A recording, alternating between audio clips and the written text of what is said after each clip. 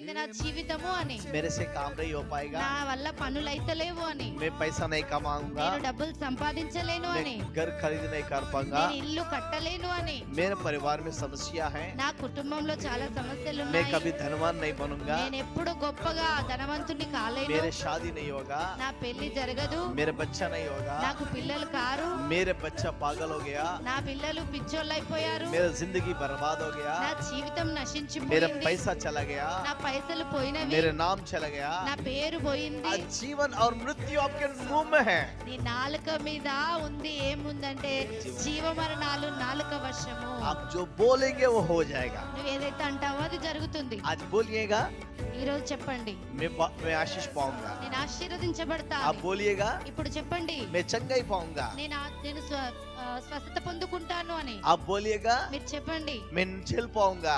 నేను నడవగలుగుతా అని. आप बोलेगा